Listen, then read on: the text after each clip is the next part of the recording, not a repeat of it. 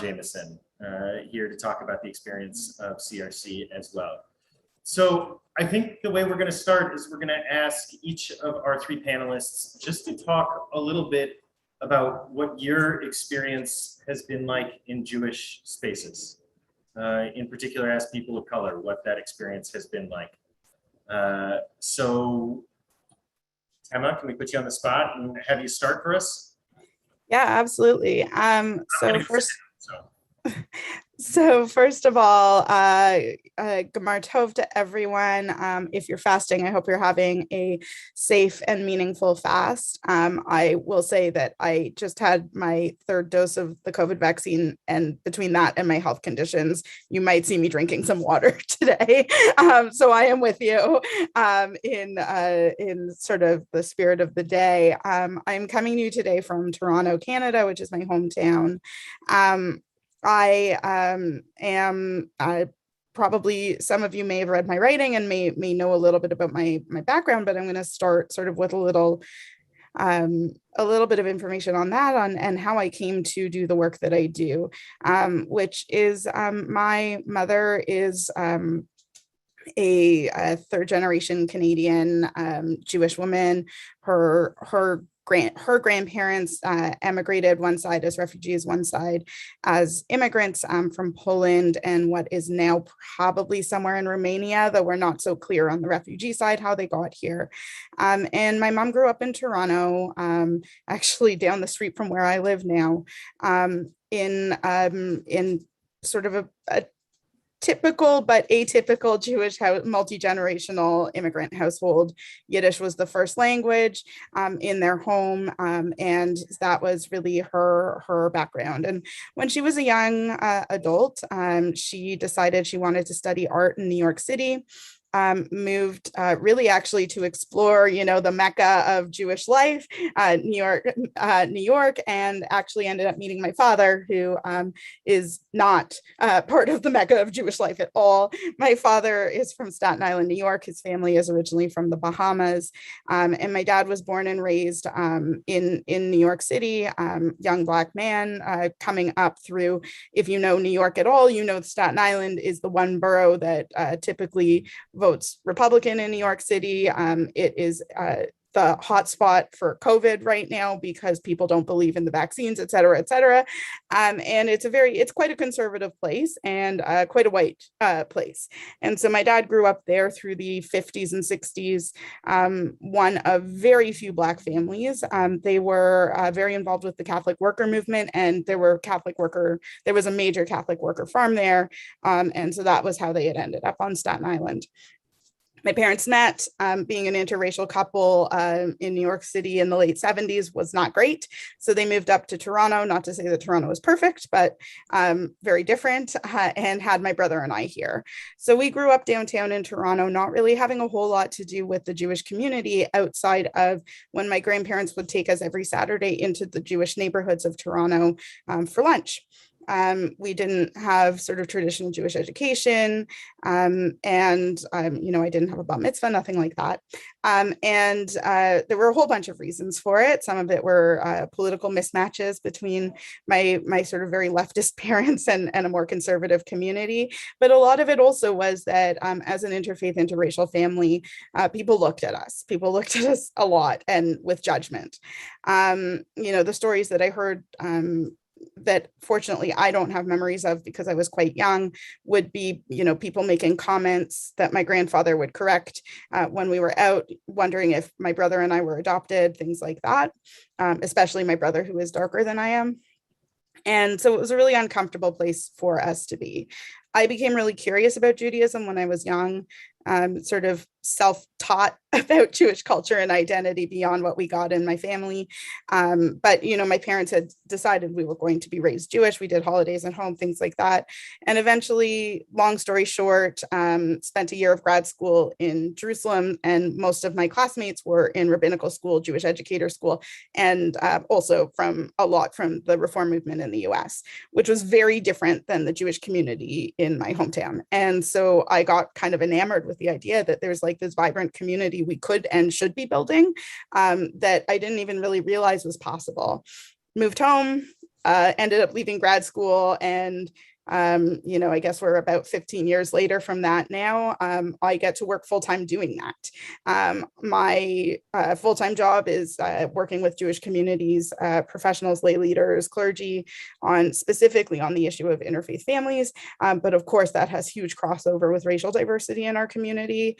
And then in my spare time, I'm a consultant doing that work specifically around racial diversity and racism and anti-racism with mostly Jewish community spaces, and then I get to write about it. So it's really kind of magical seeing this come together, but it hasn't come easy, and I will say that it still is full of challenges and full of, while we have come a long way from the community I grew up in, there's still a lot of assumptions made, a lot of questions asked about like what people are doing by being in our community, questions asked about like, are we changing the nature of what it means to be Jewish by simply existing in our Jewish communal spaces? And that's challenging, and it's emotionally draining to be sort of working to say, no, like we've always been here. We just want to actually show up now. Like we want, this is, we want to show up without judgment. We want to show up and feel safe. So that's really a little bit of like the 30,000 foot view that I get by being a professional, but also very much what I feel on the ground. What I will say is, because I walk into Jewish spaces looking like this, I generally don't get overtly racist comments directed at me. But what I often get are the comments that people who don't know me and don't know my background would say if they thought that there was nobody Black or of African descent in the room. And that is a unique kind of challenge because, the things that I hear often are the things that people know that they shouldn't be saying in polite company. And so that's been an interesting set of challenges for me. And a lot of assumptions get made when people do find out, that I come from an interfaith family or that my father's Black, about my politics or whatever it might be. And I face that pretty much constantly, especially now that my name is very identified with my identity. So I can talk about this for like weeks, and I know we don't have much time, so I'm going to pass it off. I don't know whoever wants to go next.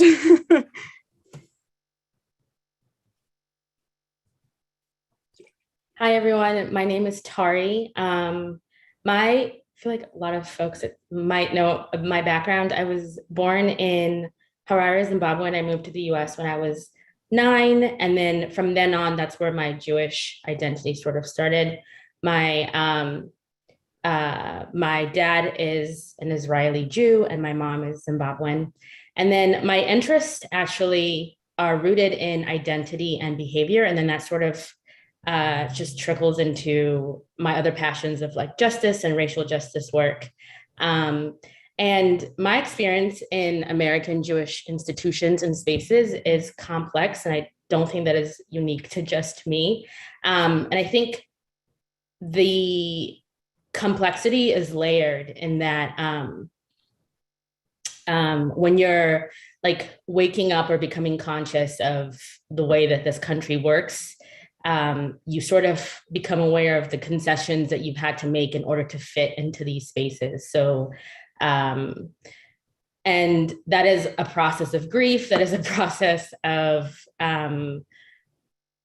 questions that you sort of have to face yourself about, like why you had to make those concessions without actually being conscious of them. So wanting to belong because you want to be part of the community and these are your people. And also because of I guess, anti-Black racism and colorism, needing to belong sometimes because you also want to feel like you have this backing of an institution that you can say, okay, I am Jewish because I belong here. And so those are like the things that you sort of have to navigate. And of course, institutions are not perfect and there's a lot of harm, but there's also a lot of joy. So it's sort of navigating how to hold both of them. And that's where my complexity with that stands. I'll pass it over. Good afternoon, everyone. My name is Jameson. I guess I was a full adult when I came to Judaism. So I'm listening to my co-panelists.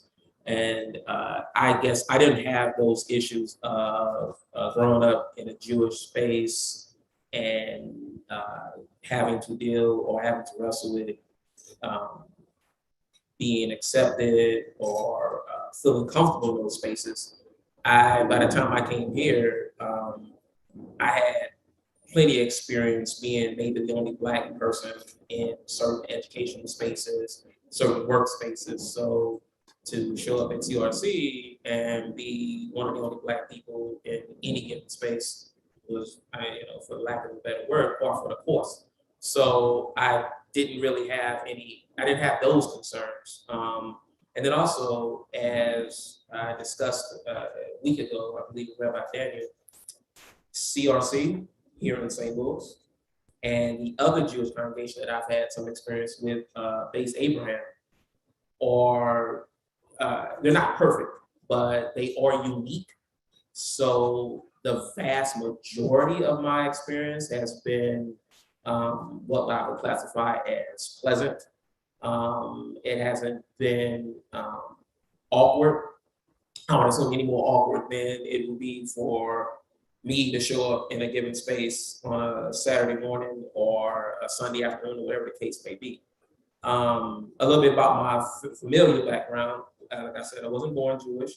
Mother and father were both Baptists. So I grew up pretty much Baptist. Before I came to CRC, I went through a kind of, I guess, awakening out of high school where I became very questioning and challenging toward Christianity.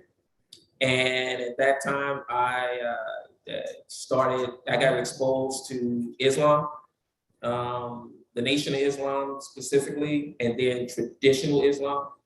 I ended up, I guess, spending more time traditionally around Muslims and what we would call mainstream Islam. So, and that's kind of what led me here to CRC, was wanting to learn and be exposed to different things. So actually, I'm here because of Facebook. One day I saw an ad for a course called Intro to Judaism. And me being me, I chose CRC because it was closest to the city. I had never heard of it, didn't know anything about it, but I figured, okay, I'll give it a try, and came a series of classes every week for like a month and a half. And I met Maggie Dewey. She was the facilitator. And when the course ended, she invited me to come out to visit the congregation. And in my typical fashion, it took me like 2.5 months to do that.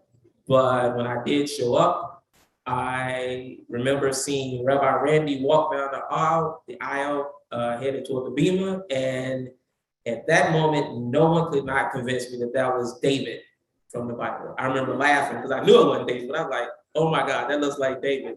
But I said, that's gotta be David from the Bible. And I stayed, I guess it was a bar bat mitzvah that day. And I stayed, and I've been coming back ever since. And that journey went from me being a visitor to eventually becoming a member. At one point, I was asked would I consider serving on the board. I said yes. So now I'm a board member currently here at CRC. And my biggest experience with Judaism, or the thing about coming here and about Judaism that I love the most, is the rhythm of the cycle and the opportunity to learn, to immerse yourself in different courses and classes, and the structure and the history of the books and everything. So yeah, that's kind of a little brief introduction to my background, what brought me here. And I'll move on. See you there. Oh, and I apologize for drinking coffee to anyone who is fasting. I'm fasting, but yeah, I needed something. It's been a little bit. So I can empathize with that very much. Great. So I want to switch modes a little bit and sort of kick off the conversation around the study that just came out by the Jews of Color Initiative. And, there's so much in there that we can talk about. And I mean, first, I just want to sort of open up by saying that, this is, for me, it was really thrilling to have this study done by leading academics in the field, because for years Jews of color have been saying hey, we're here, and you all think you know a lot about us, you all think you understand our experiences, but actually no one's really studied this. And it's one thing to have anecdotes to point to, it's a different thing to have research to point to.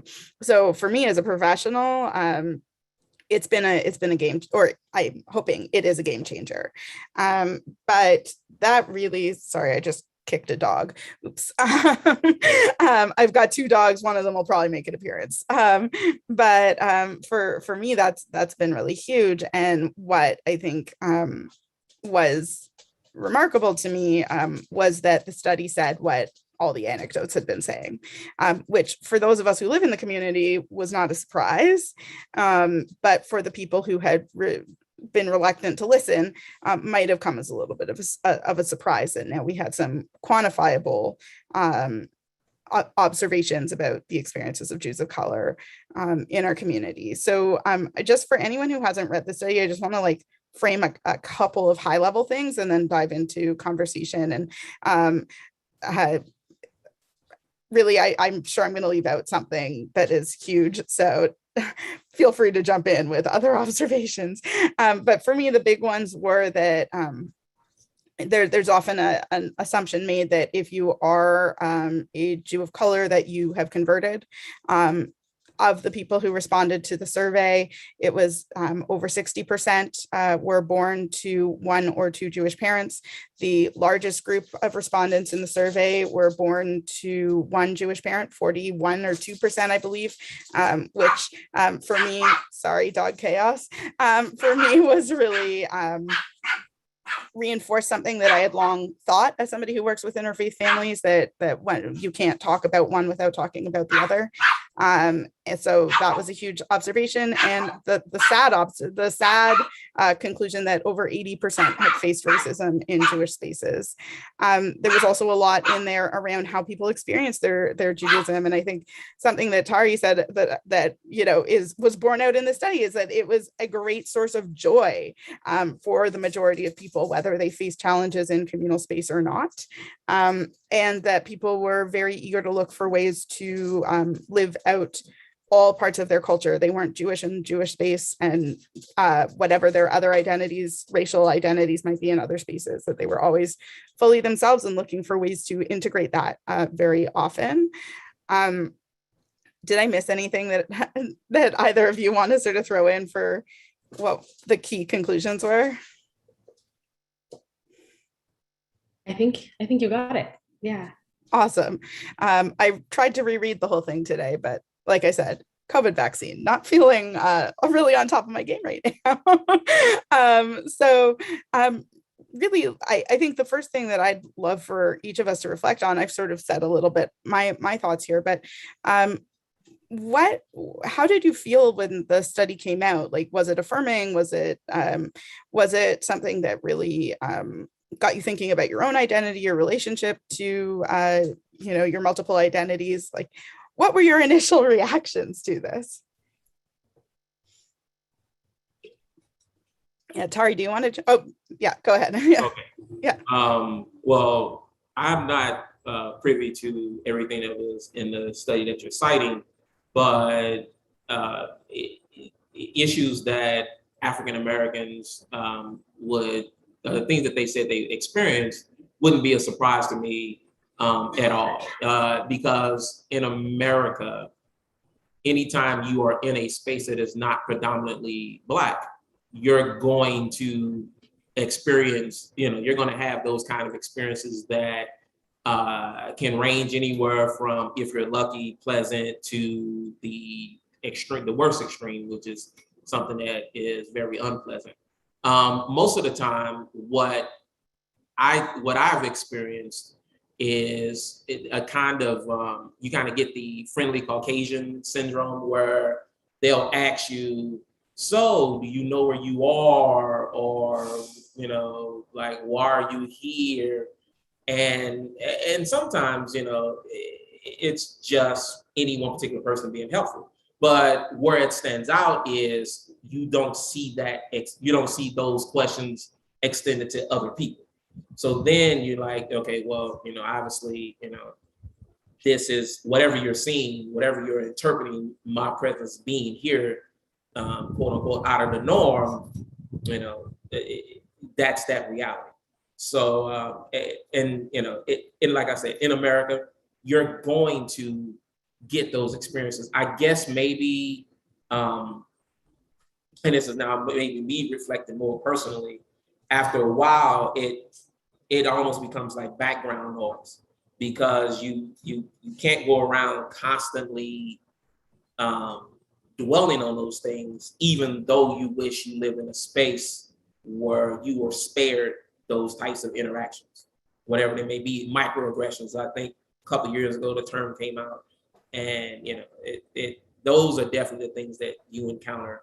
So to be in a Jewish space, it's like to be in any space, you're definitely going to subject yourself to those types of experiences. So. Definitely hear that. Research, for me, my initial reaction, research studies like this are always really fascinating to me. One, because this is information that is sort of well known and communicated across already. But the fact that in order for it to be valid, sometimes in order for it to be taken seriously, that it has to be turned into some larger than life study, you have like a mixed reaction to it because you're like, oh, good, it's on paper, it's real, you can sort of pass this out. And also it's like, folks have been sharing these experiences for a really long time. And so that was my initial, grateful that the research study exists and it's present. And also holding this other part of like, wow, this really sucks that you sort of have to constantly prove your existence matters in this way, academically, for it to be taken seriously. And then the other part was also just validating in that you're not alone. Like you're seeing all of these other respondents saying the exact same things that you're saying or that you've been struggling with. And it also helps you name things, which is really important. Like the section on double consciousness is a very real experience for me. Again, also not unique to me alone, but that in itself of how you have to learn how to like navigate power systems so well. And then you are in these rooms where these other folks don't have to learn you at all. And that's hard too. So it's that both and place where that was my reaction to it. Yeah, I think both of you characterize things that I felt really deeply about it too. Was, you know, I've been doing like small studies of Jews of color for years and years and years, and those observations are things that have been shared. And you know, the people who were inclined to believe that there's racism in our spaces, that Jews of color are authentically Jewish and express their Jewish identity fully, that you know it's important to them, et cetera, all of course reacted to the study like, yeah, thanks, like we already knew. But at the same time, like there was just this like deep feeling of like, oh, maybe the people who haven't listened to all of us telling like, hey, like this is what we're hearing on the street, this is what we're hearing, you know, in the affinity groups that you have so kindly set up, that these are the experiences that people are having. And it is simultaneously encouraging and disconcerting. One thing I also just want to throw out is that because you know, I guess I get a lot of sort of social media world push back on these things. And what was really depressing to me was that, instantly sort of the usual suspects went for the methodology, that this wasn't because of the way that the sampling was done, it wasn't a valid study, which like, they literally wanted it to be random sampling, which when you think about the population, you can't even really do random sampling for something like the Pew study that has a multi-million-dollar budget. So finding a population of Jews of color within already a tiny proportion of the US Jewish community, it's not like there's a list of Jews that then you can call to collect a random sample of Jews of color. You would have to do it through the entire US population, would be impossible. So those were the moments where I was just like, no, like literally these people are saying that no matter what is done, they will always find a reason to reject it. And that was depressing and unsurprising, but also, just showed me the kind of work that needs to be happening, not by the people who this group will dismiss out of hand. And it's sort of a more conservative group of people, like politically conservative group of people, of course. But I think the people who they're inclined to dismiss out of hand are the people like me who have been doing the advocacy work all along, who are going to point to this and show the logic flaw in what they're asking for. And so that's when I think when we think about like allies and the people in the community who are there sort of working for inclusion, those are the places where people need to be stepping up and saying like, what will you listen to? When it's anecdotes, you won't listen. When it's research done by Stanford social scientists, you won't listen. Like, so what will you listen to? And really sort of pointing out the flaws in their approach there, because unfortunately that does gain purchase in Jewish community spaces. I heard people echoing that, surprising people echoing, well, it wasn't really a random sample, so it was self-selecting. So of course, if it's self-selecting, you're going to get Jews of color who are more inclined to talk about racism, and therefore that 80% statistic isn't real. And I'm like, that's just not correct. But one more thing that I just want to lift up is this idea of the what did you call it? Like the polite Caucasian syndrome, something like that. Yeah. It's like a story that's always stuck with me is somebody who I know who was a communal leader who happens to be a young Black man, had walked into a synagogue that had just hired a Black rabbi, and that rabbi hadn't started yet. And it was Shabbat morning. He had gone to check out the congregation. And by the time he even got into the sanctuary, 3 people had told him that they had hired a Black rabbi. And he was like, why did you feel the need to approach me to tell me this? And that's not even the like, what are you doing here? That's sort of like the sort of, or like, can I help you figure out how to be in this space? That goes like one step further to like, we're going to tell you how inclusive we are while also singling you out as somebody Black in a really uncomfortable way when you're just here to go to Shabbat services. And so it's tricky because I think sometimes our inclination is to overcorrect, which has unfortunately a similar singling out impact. And I think some of that was borne out in the study as well. It's funny to pick up on what you just said, because I noticed that like after the recent George Floyd situation, there was a renewed push among people to kind of like make sure that African Americans were present in their organizations, present in their meetings, and while it was I didn't quite know how to take that, because while inclusion is always a good thing, if it seems too forced, then at some point it's like it's like trying too hard, to me, you just, and the thing that most people I think don't understand about Black people, okay, I'm gonna be arrogant enough to speak on behalf of Black people right now, is that all you really want is to just be allowed to be in a space.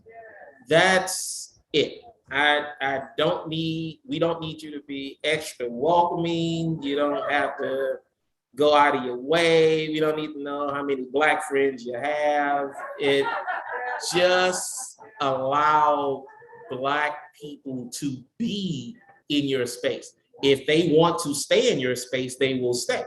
If they don't, they won't. I'm living proof of that from both sides. And that is, and that's tricky. That's really hard. Just like when you were speaking about what more evidence does the community or a community need to actually start listening to the Jews of color amongst them, you're going to always run into the, I want to say cognitive dissonance, but I want to make sure I'm not trying to use terms and miss the point of what I'm trying to communicate. People like to believe that their structures, the world around them, is at a certain level of inclusion. And anytime they get evidence, information that calls that into question, you're going to get pushback. You're going to get, it's going to get challenged because they're made to feel uncomfortable now. The level of awareness, achievement, enlightenment, whatever you want to call it, that they believe was achieved, maybe not so much. And nothing to me highlighted that more than the transition from Barack Obama to Donald Trump, so yeah, you're going to always get pushback, or you're going to have trouble getting people to accept those kind of things, because at that moment, maybe things that they've ignored or that they wanted to ignore or tried to ignore, that makes it harder to do so. So when you especially when you start to meet people's real world experience and then data bagging those real world experiences up, you're going to have that disconnect. And people are going to keep that disconnect up as long as they can, basically as long as they can. So. Yeah, I think that's a great point. And, it's something that I think about a lot. Because of my work as a consultant, I often am called into spaces to advise them on how to get more Black Jews at the table or something like that. And, that predates George Floyd, but has accelerated rapidly in the post George Floyd era, let's call it that. And, my response is always like, this isn't a 1-year process. This is a 10-year process. This is about looking at why they weren't at the table. This is looking at what you need to do to become a space. This is also needing to find out, are there Black Jews in your community, right? And I think the answer is not always yes, but everyone wants to find the magical person. I get calls all the time. Do you know somebody to be on my board? I'm like, me sitting in Toronto does not know somebody. I mean, I might know somebody, but that's not actually doing the work that you need to do to become inclusive. That's looking for somebody to sit at your table because it looks good. So one thing I just want to address a question that came in the chat. A question came into us that, are there any Black Jews who don't believe that racism is an issue, specifically referring to the point I mentioned about the self-selected study?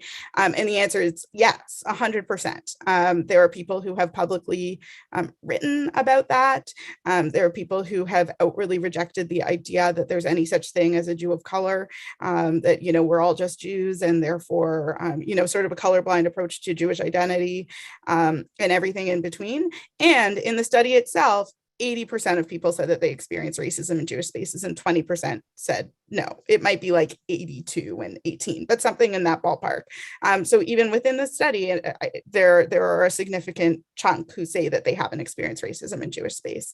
And I don't know if they asked a question directly. I can't remember off the top of my head of, do you believe racism is a problem in Jewish space? I don't think they asked that question. But there absolutely are. The reaction I largely saw to that, 18 to 20% of people who said that they hadn't experienced racism in Jewish spaces was like a fairly incredulous, really? But, you know, obviously there might be spaces where people haven't experienced it. I personally have a slightly hard time believing that, because it's not just like coming from leadership. It's, you know, I always say your community is only as inclusive as its most racist member, because all it takes is that one interaction to send somebody somewhere else. So it's a complicated issue. And you know, like one of the biggest things that I really hope people actually take from the study is that Jews of color, Black Jews, you know, Jews of various racial and ethnic backgrounds are not a monolith. And that's been, I think, a really big thing. So I'll use a personal example. I talk almost never publicly about my Israel politics, almost never. I have been called an anti-Zionist and an anti-Semite and a self-hater over Israel stuff repeatedly. I have been mistaken for a very vocal mixed race Jew who's involved in Jewish Voice for Peace repeatedly. And I'm like, I was like a synagogue employee at a like large Reform congregation in Canada, who very consciously does not talk about my Israel politics because it's not germane to the work that I want to be doing in our community. And I think, you know, the assumption was because I'm a mixed race Jew who talks about race and racism in the United States and in Canada, therefore I'm an anti-Zionist, which is trying to paint sort of a monolithic identity. And I think, you know, what my actual politics are actually not germane here. But the fact that people thought that they knew them just based on my identity, I think is very telling. I don't know if either of you have ever faced things like that, where people just assume that they know what you believe about something because of who you are. There was yes, yes. There was a training that me and Dr. Koach did maybe a month ago, or not a month ago, like 3 months ago, at a federation where we were doing a racism 101 or intersectionality 101 teaching. And in it, we wanted to like document where intersectionality comes from. And we were rooting it in like Black women or Black feminist theory. And that's like talking about Audre Lorde, it's talking about Bell Hooks, it's talking about like Kimberly Crenshaw and Angela Davis. And on the slide, we posted a picture of all of these women on there. And without stating making any political statement other than that, intersectionality is rooted from the history of folks like this. And when we were about to present, we like shared all of the slides, and we were told that we had to delete that slide specifically because of the presence of Angela Davis on that slide, regardless of whether or not we were making a statement about anything that Dr. Davis has ever said. And it was also, yeah, so that was a moment where you sort of have to sit there and be like, all right, so I want to share about intersectionality because this is important to understand Jews of color and Black Jews. And also now you're placing other things on the moment that should not be placed. So it was definitely, yeah, it was an interesting moment. For me personally, I haven't had too many issues like that politically. Most of the time, I'm in group settings where most of the people are Democratic or at least left-leaning, and a lot of my positions are also that way. There are a few things where I do differ, and usually to keep the peace, I'll keep those things to myself personally. But but one thing where I will speak up on is, or like I can share it now, I am, a lot of the people that I'm around are anti-gun and are actively or involved in anti-gun initiatives. And myself personally, I am not anti-gun. And if anything, I encourage gun ownership amongst African Americans. that I keep to myself most of the time, because and I'll be honest, I don't quite think we're in the America where that is not a reality or a concept that should not be considered by African Americans, especially African Americans with families. That being said, I will participate in your anti-gun activities. I will support them. But I, especially when it comes to, making neighborhoods safer, I am all a fan of that. But I'm not going to be a hypocrite and not say that me and other like-minded African American friends that I have, that we're not avid gun owners. We're not avid proponents of the Second Amendment. And so, and that's just one example. There's been other examples. Because again, like I said, my background, having been born in a Black family in the city of St. Louis,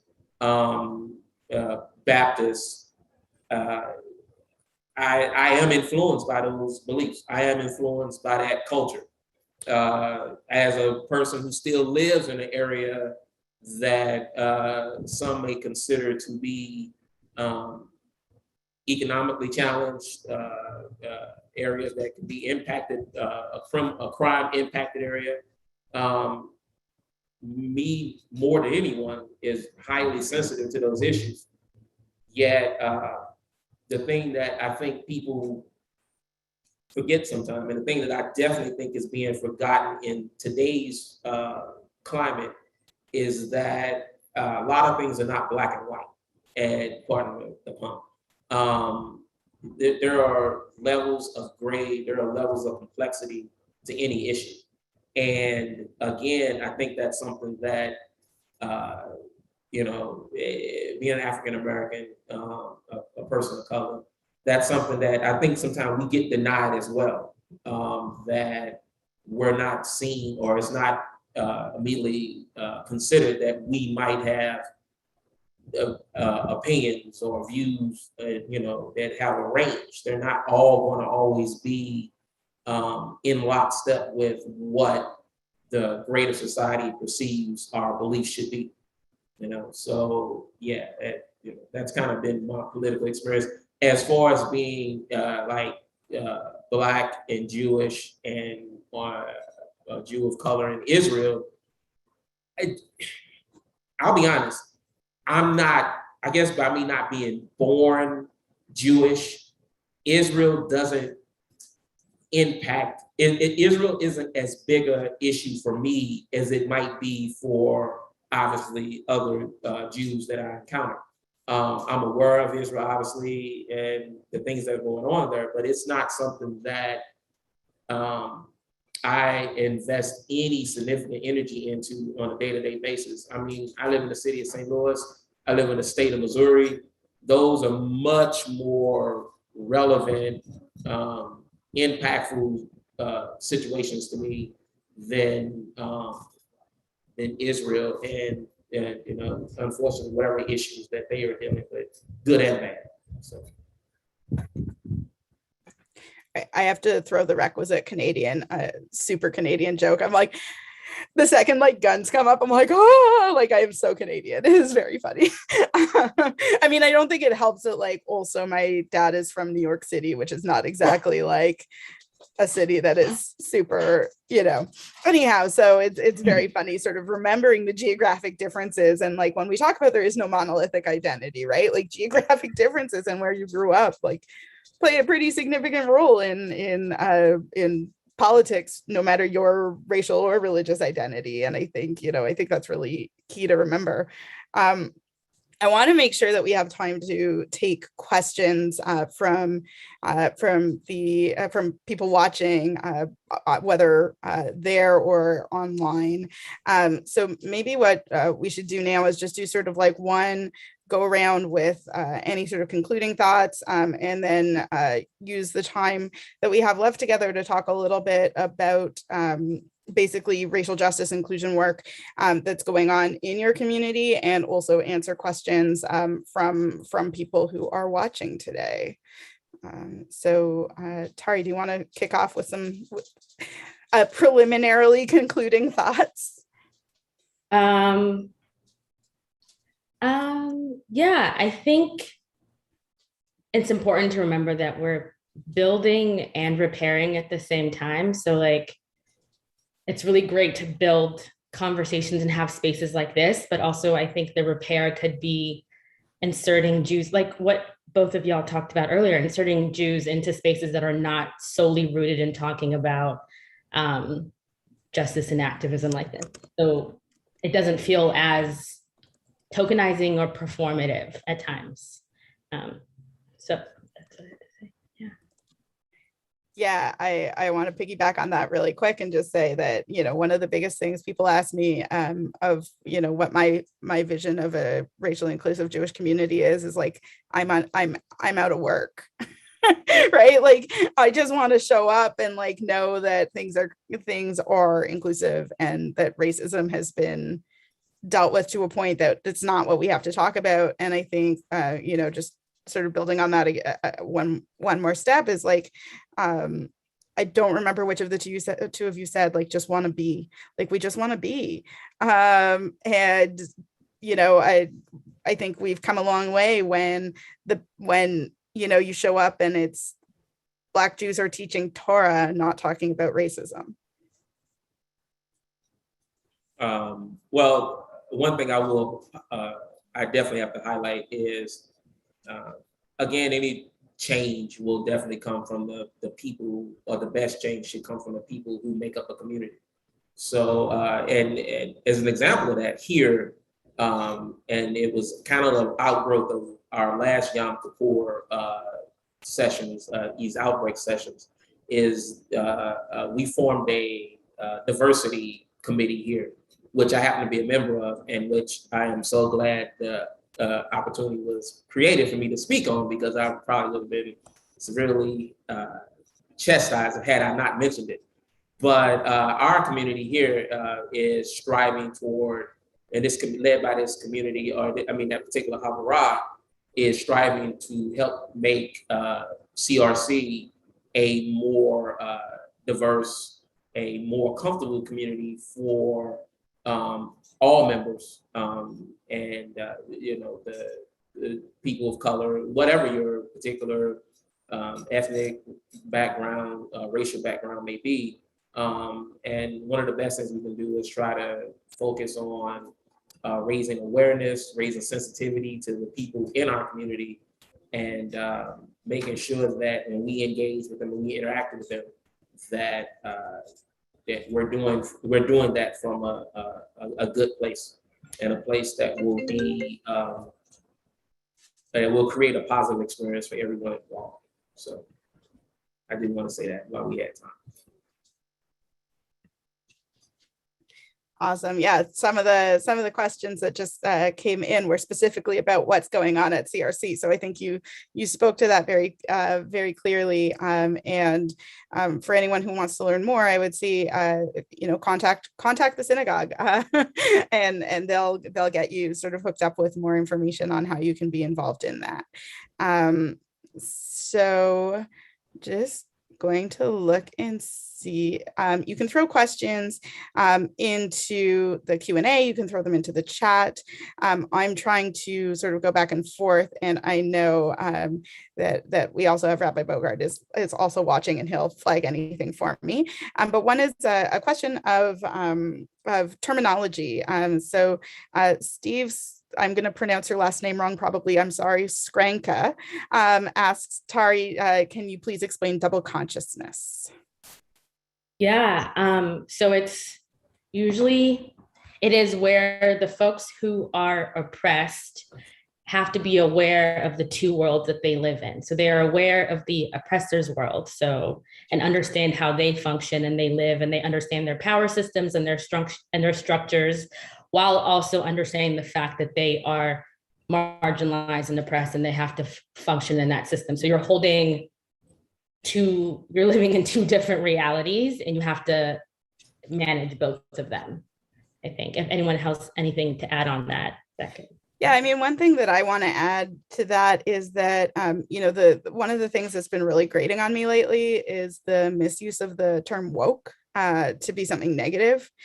When woke originally came as a term, it came out of African American vernacular English to mean double consciousness, to mean sort of an awareness of the societal structures that you live in. And if you were woke, or if you got woke, it was that you understood racism, that you understood how society functioned in ways that made it harder. Essentially, it was about structural racism, right? And it was about understanding structural racism. Now, unfortunately, it is used mostly sarcastically, either to mean like an uber liberal white person, or just negatively to mean like somehow undermining the world order. And I'm seeing too much of that in Jewish space. There was a question about finding the study. I will throw a link to that into the chat, so stand by. So the next question that came in that I think is really great here is, what do you want from the leaders of Jewish institutions to improve their communities or organizations for us and other Jews of color? So do you all want to jump in on that?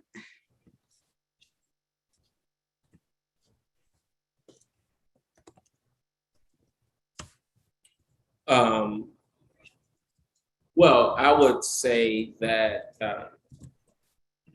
and I hope this is addressing the question. If not, I apologize. But one thing I will say that needs to be done is there seems to have been quite a bit of work focused on talking to people of color, in this particular case, Jews of color, et cetera, about their experiences, what they're going through, what they've encountered. To me, those kind of types of conversations now need to move toward the larger community at hand, because it's like when there's political time and the politician comes and he speaks to the Black church, or when there's an issue about some racial issue and they come and speak to audiences of Black people. That's fine and good. But at some point in time, you need to also speak to the audiences of predominantly European Americans, white Americans, whatever particular racial descriptive term is applied. But take these findings, these lessons, this information, take it to those audiences and share it with those audiences. If you are concerned about authenticity, take along certain representatives of the community. These two lovely ladies that are on this panel with me today would be fine examples of people who could be, resources of knowledge and learning. But the conversation needs to shift from talking to people of color about the issues of people of color into talking to the people that the folks of color have the issues with. Because I don't know how many more times you can discuss those issues with the people in that community. It's time to take those issues and take them to the broader community. So, in your communities, if you identify a certain number of Jews of color, people of color in your congregations, your synagogues, et cetera, and you talk to them and you dialogue with them, and you open up avenues of communication, at some point in time, if they do bring you issues, then those issues need to be taken to the community at large, and definitely discuss with them so that people can't continue to be surprised at the findings that they come across or the results of what, yet again, is the latest study or the newest study or whatever. So that's kind of what I would have to say on that. Yeah, I agree with that. I do a lot of research around educational spaces and classrooms. And one of my main beliefs is that education is like this pathway, or the classroom is a critical place where liberation can happen. And I think a lot with American Jewish spaces is that if there's a focus on Hebrew schools or Jewish schooling where we are teaching children's like critical thinking skills or like teaching histories that public education or just schooling in general doesn't do as well because of bureaucracy and policy. If that can be implemented in Jewish educational systems, I think that would be really great. Yeah. Yeah, I agree with everything said. And, you know, one thing I'll also add is just, you know, some of the, and this is the diversity consultant in me speaking, but some of this is also making sure that you have policies for what happens if something racist happens. What happens if somebody comes to you and says, you know, I had this horrible run-in with somebody on Shabbat at the Oneg, and they said this horrible thing to me. Like, what do you do to address it? And I think a lot of the time, first of all, half of the time you don't actually get that report because people don't know how to tell you that it's happened, or people don't feel comfortable telling you that it's happened, or people don't want to put you into an uncomfortable place by telling you that it's happened, and like people just swallow it. I've done that. Like, I will be explicit that I've done that. And some of those encounters might also be happening in situations with I don't want to call them power differentials, but I will, where, you know, it's a donor and a facility staffer or something like that. So there's these sorts of pieces where things are happening, and it plays into larger patterns that make it more complicated to address. So making sure that you've created the kinds of policies that other organizations have to address these issues when they come up. And I think another thing is also you know, the role of leadership in teaching what the values of the community are, and in normalizing the fact that you know, racism has happened here, and pieces like that are just going to make it clear to people that this isn't a taboo topic in any way, shape, or form. We're not talking about something that happens over there.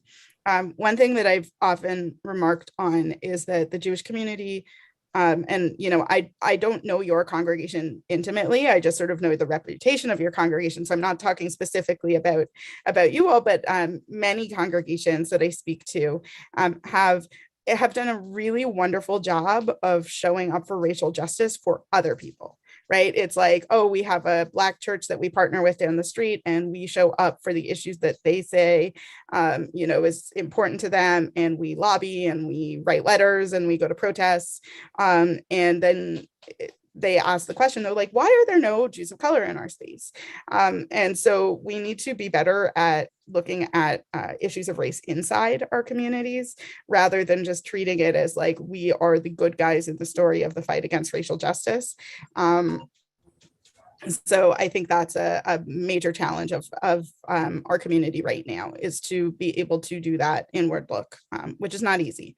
And this actually sort of dovetails with a question that came in to the Q&A that I think we spoke a little bit about earlier, but I think I want to answer it. I want us to answer it very explicitly. So the question is, one issue I've had in liberal Jewish spaces is white folks treating Black folks almost like a mascot. They seem to be interacting with them in a positive way to make themselves feel bigger, sort of like, oh, look at me, look how inclusive I am. And the person asking the question says, it makes me extremely uncomfortable, but I'm not sure how to address it. Ideas, and then in brackets, P.S. I'm white. So how would we like people to address sort of that patronizing way of interacting with Black folk in Jewish spaces?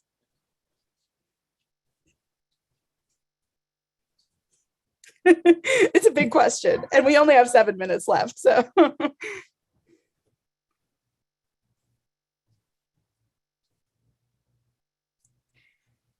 Anyone? Well, I guess I'll get it going. One thing that I try to work off of is, and this may seem a little weird, but energy and intent.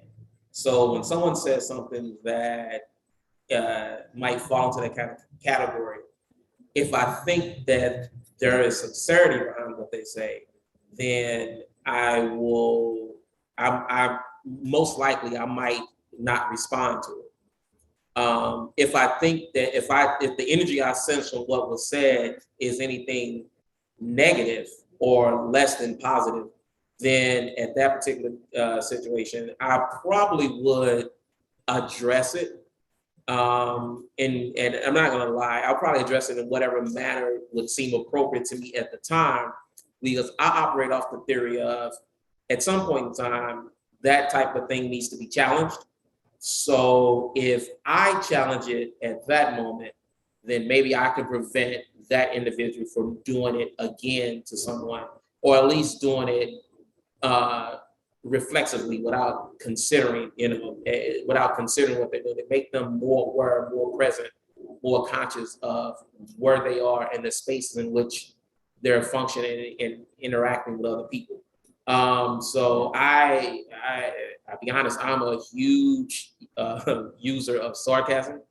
And so, and particularly, I would probably respond with something to try to make that person think, to try to get them to be aware of like what they just asked me or what they just said to me.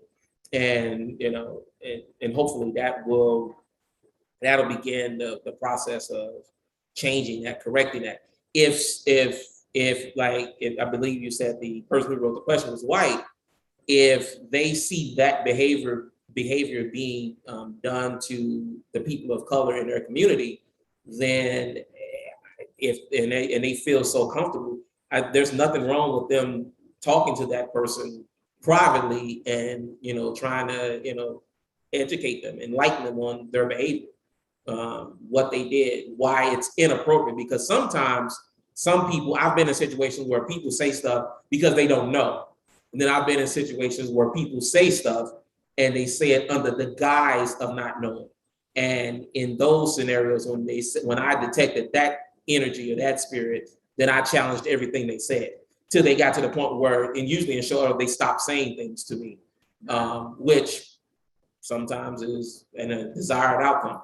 So yeah, but I definitely think that those things have to be confronted, especially if you feel if those interactions make you feel anything less than special, to use a cliche, then yeah, they kind of need to be addressed. So, and that's kind of how I would go about addressing it.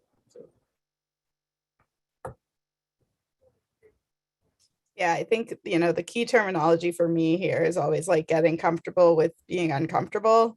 I think a lot of us don't want to confront people because it feels uncomfortable to us. I put myself, by the way, like I am guilty of this, and I am somebody who does this professionally. I am guilty of being like, ooh, I don't know how to handle this in the moment. Like it is very hard. And it is very, very hard. So I just want to name that like being uncomfortable confronting someone is sometimes just part of our personalities. And yes, the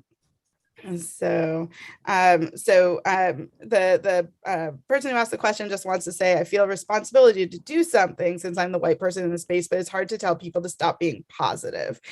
So I actually do have something for that one, which is just I think it's reframing a little bit what they're doing is like, it's so great that you're trying to be welcoming and inclusive. And I'm so glad that like, this is important to you and like racial justice is important to you and inclusion is important to you, but like, just put yourself into the shoes of the person who's being singled out right now.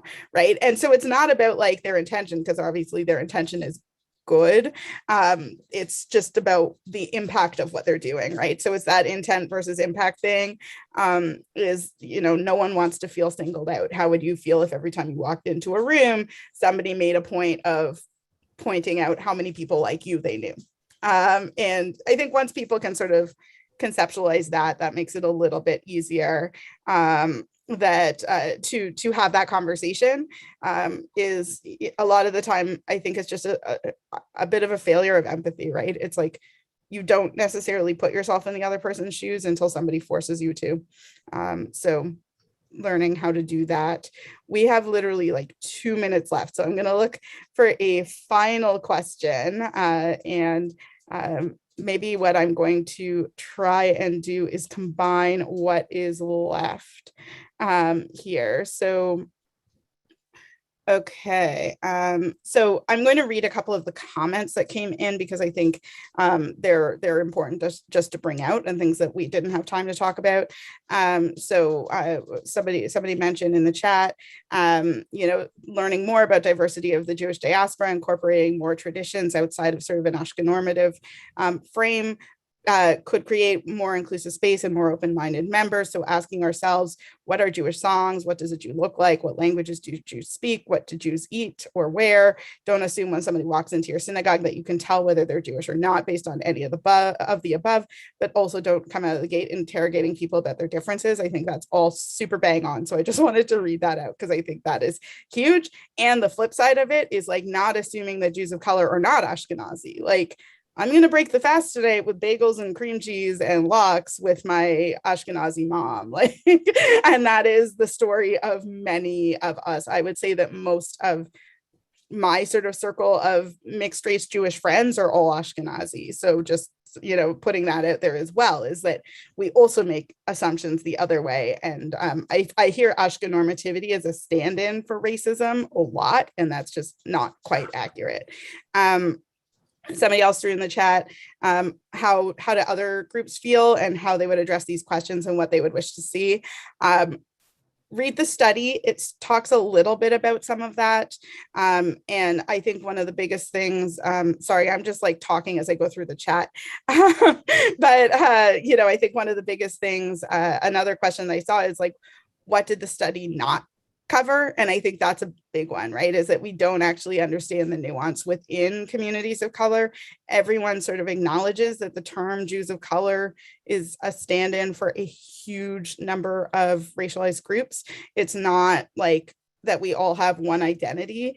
And even within Black Jewish identities, there's a range. Like I said, like my Black Jewish identity is having one Ashkenazi Jewish parent and one Black parent who isn't Jewish. That is going to be a very different identity than somebody who is born to two Black parents, or somebody who is Black who was adopted by two white Jewish parents, and like everything in between, right? We're talking about a huge group of people. So I would love to see more research breaking down the more particularities of Jewish identity. I don't know if Tari, you have any conclusion or anything sort of on that front to think that you'd love to see more research into, because I know you're reading the research too. No, I just want to echo your point about the breakdowns of the different forms of identity. I agree with that. Awesome. I wish that we could talk forever, but unfortunately we can't. So I am going to unfortunately have to call this to a close. It's been such a pleasure being with you all. I am so glad to be able to sort of parachute into faraway communities. I've been in your city once before the pandemic, and I hope to make it back again. And maybe one day down the line, I will get to meet you all in person. Yes. So Tema and Tari and Guan, thank you. And those of us who are here in person, I think are going to literally continue the conversation right now here in the tent. And those who are joining online, this is a conversation that's ongoing, and we'd encourage you to take part in CRC's Racial Justice Chavurah, which is really a group that starts from the premise that change has to start within our building before it starts anywhere else. So thank you all. Thank you so much. And Gemar Chatima Tova. Bye, all. Gemar Chatima Tova.